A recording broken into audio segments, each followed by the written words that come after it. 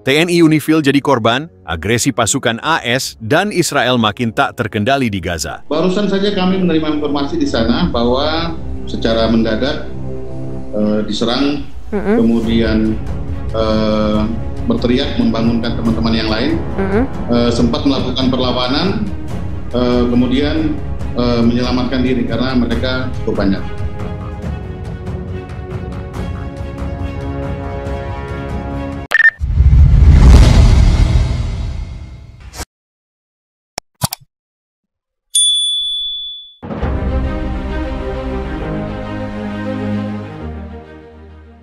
Dunia internasional kembali dikejutkan oleh insiden tragis di kawasan Timur Tengah.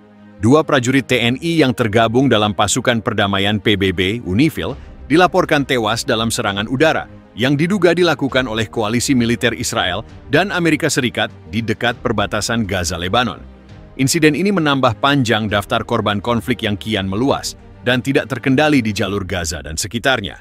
Menurut pernyataan resmi dari Komando UNIFIL, dua anggota TNI yang tengah melakukan patroli rutin di zona biru terkena dampak serangan udara yang menyasar posisi milisi Hizbullah di selatan Lebanon. Namun, radius ledakan yang meluas menyebabkan kehancuran hingga ke wilayah netral, termasuk pos sementara pasukan perdamaian. Pemerintah Indonesia melalui Kementerian Luar Negeri menyatakan duka cita mendalam atas gugurnya dua putra terbaik bangsa tersebut. Menteri Luar Negeri, Sugiono, mengecam keras tindakan militer yang mengabaikan keberadaan pasukan perdamaian internasional. Kami menuntut investigasi menyeluruh dari Dewan Keamanan PBB dan mendesak pertanggungjawaban penuh dari pihak-pihak yang terlibat, ujar Sugiono dalam konferensi pers darurat di Jakarta. Presiden Prabowo Subianto juga menyatakan belasungkawa dan menegaskan bahwa Indonesia tidak akan tinggal diam atas kejadian ini. Indonesia akan mengirimkan nota diplomatik protes kepada Dewan Keamanan dan menyerukan gencatan senjata segera di seluruh wilayah konflik, tegas Presiden. Sementara itu, eskalasi kekerasan di jalur Gaza menunjukkan peningkatan signifikan dalam 2 pekan terakhir. Koalisi Israel AS melancarkan serangkaian serangan besar-besaran yang diklaim sebagai bagian dari operasi anti-terorisme terhadap kelompok bersenjata Hamas dan Jihad Islam. Namun, laporan dari berbagai lembaga kemanusiaan, termasuk Human Rights Watch dan Médecins Sans Frontières, menyebutkan bahwa lebih dari 70% korban jiwa adalah warga sipil, termasuk anak-anak dan perempuan. Fasilitas medis dan sekolah juga tidak luput dari serangan udara. Insiden tragis yang menewaskan 2 prajurit TNI menunjukkan betapa rapuhnya upaya perdamaian di tengah konflik yang kian brutal. Dunia internasional kini dihadapkan pada tantangan besar, mencegah krisis ini berubah menjadi perang kawasan yang lebih luas, sekaligus menegakkan nilai-nilai kemanusiaan dan hukum internasional. Insiden memilukan ini terjadi pada hari Minggu malam waktu setempat, saat 2 personel TNI, bagian dari kontingen Garuda Maspuitspries and UNIFIL, sedang menjalankan patroli rutin di dekat kota kecil Qiam, Lebanon Selatan. Wilayah tersebut secara resmi berada di bawah pengawasan UNIFIL, dan telah lama menjadi zona penyangga antara milisi Hizbullah dan militer Israel. Menurut laporan awal dari Komando UNIFIL, sebuah drone tak dikenal meluncurkan 2 rudal presisi tinggi yang menyasar dugaan markas Hizbullah.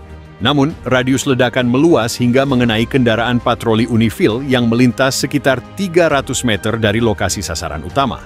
Kedua prajurit TNI dinyatakan gugur di tempat, sementara 3 lainnya mengalami luka serius. PBB saat ini tengah menyelidiki jenis dan asal-muasal senjata yang digunakan, namun saksi mata dan citra satelit menunjukkan kemiripan dengan drone MQ-9 Reaper milik militer URS yang selama ini diketahui beroperasi di wilayah tersebut. Sementara itu, situasi di Gaza memasuki fase paling kelam dalam sejarah konflik Israel-Palestina. Dalam sebulan terakhir, agresi militer Israel yang didukung penuh oleh Amerika Serikat semakin membabi buta. Serangan udara, artileri, dan operasi darat telah meluluhlantakkan berbagai kota, termasuk Khan Yunis, Rafah, dan Beit Lahia. Laporan dari WHO dan UNRWA menyebutkan lebih dari 19.000 warga sipil tewas, termasuk lebih dari 6.000 anak-anak.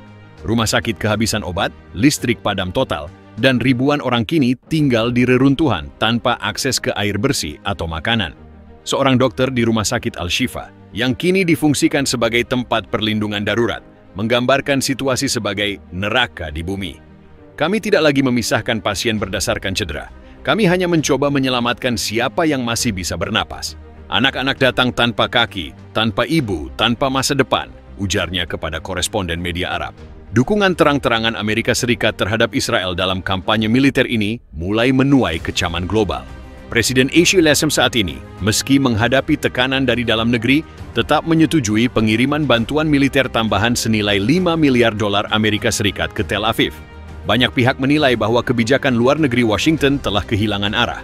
Unjuk rasa besar-besaran terjadi di berbagai kota dunia, dari New York hingga Jakarta, dari Istanbul hingga Johannesburg, menuntut dihentikannya pendanaan perang dan agresi terhadap rakyat Palestina. Presiden Prancis, Emmanuel Macron, menyebut serangan di Gaza sebagai kejahatan terhadap kemanusiaan.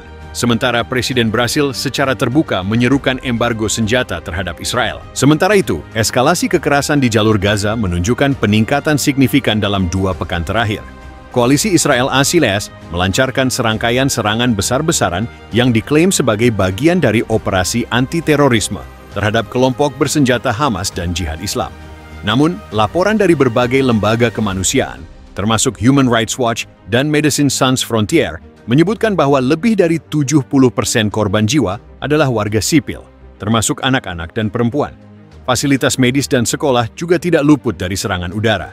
Menurut pernyataan resmi dari Komando Unifil, 2 anggota TNI yang tengah melakukan patroli rutin di zona biru terkena dampak serangan udara yang menyasar posisi milisi Hizbullah di selatan Lebanon.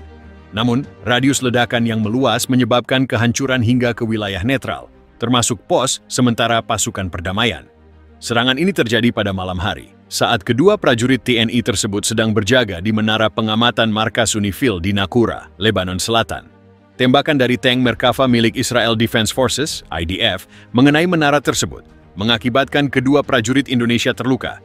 Meskipun luka yang diderita tidak fatal, insiden ini memicu kecaman dari berbagai pihak, termasuk pemerintah Indonesia. Insiden tragis yang menewaskan 2 prajurit TNI menunjukkan betapa rapuhnya upaya perdamaian di tengah konflik yang kian brutal. Dunia internasional kini dihadapkan pada tantangan besar. Mencegah krisis ini berubah menjadi perang kawasan yang lebih luas, sekaligus menegakkan nilai-nilai kemanusiaan dan hukum internasional. PBB, Uni Eropa, dan sejumlah negara Asia dan Afrika mengecam keras tindakan militer yang dinilai tidak proporsional dan membahayakan stabilitas kawasan. Dewan Keamanan PBB dijadwalkan menggelar sidang darurat dalam waktu 48 jam untuk membahas situasi yang semakin mengkhawatirkan. Sementara itu, jutaan warga sipil di Gaza dan wilayah sekitarnya terus menghadapi krisis kemanusiaan. Ketersediaan air bersih, makanan, dan layanan medis telah mencapai titik nadir.